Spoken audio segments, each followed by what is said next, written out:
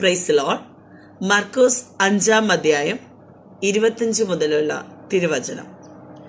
Markose chapter 5 versus 25 to 34.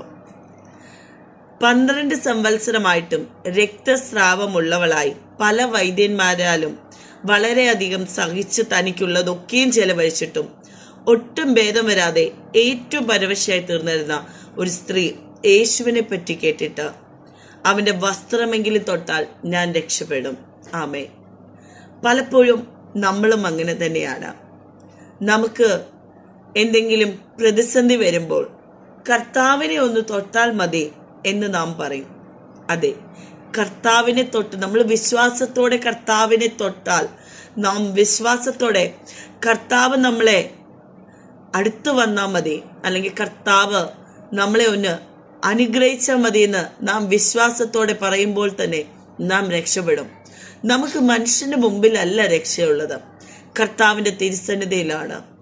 നാം ഏറ്റവും കൂടുതൽ പാപങ്ങൾ കർത്താവിൻ്റെ തിരുസന്നിധിയിൽ ഏറ്റുപറയുകയും അനുദപിച്ച് മാനസാന്തരപ്പെട്ട് എൻ്റെ കർത്താവേ എന്ന് വിളിക്കുമ്പോൾ കർത്താവ് നമ്മുടെ അടുക്കലേക്ക് ഓടി വരികയാണ് ചെയ്യുന്നത്.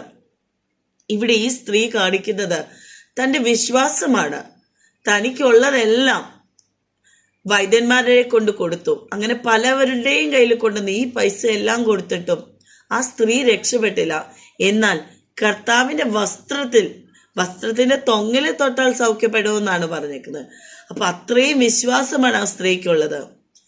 യേശുക്രിസ്തു ആ തിരക്കിനിടയിലും തൻ്റെ വസ്ത്രത്തിൽ തൊട്ട ആളിനെ യേശുക്രിസ്തു അറിഞ്ഞിരുന്നു. ഈ സ്ത്രീ തൊടുന്നതിന് മുമ്പേ യേശുക്രിസ്തുവിനെ അറിയാമായിരുന്നു കർത്താവിൻ്റെ തിരുസന്നിധിയിലേക്ക് ഒരു സ്ത്രീ കടന്നു വരികയാണ്. അപ്പോൾ കർത്താവ് പറയുന്നത്, സ്ത്രീയെ, നിന്റെ വിശ്വാസം പോലെ ഭവിക്കട്ടെ എന്നാ പറയുന്നത്. നീ എന്താണ് വിശ്വസിച്ചത്? കർത്താവ് നിന്നെ സുഖപ്പെടുത്തുന്നല്ലേ. നാം കർത്താവിൽ വിശ്വസിച്ചുകൊണ്ട് ദൈവത്തോട് നാം ചേർന്ന് കഴിയുമ്പോൾ തന്നെ ദൈവം നമ്മളെ അനുഗ്രഹിക്കുക ചെയ്യുന്നത്. നല്ലൊരു ദിവസം ആശംസിക്കുന്നു. നന്ദി.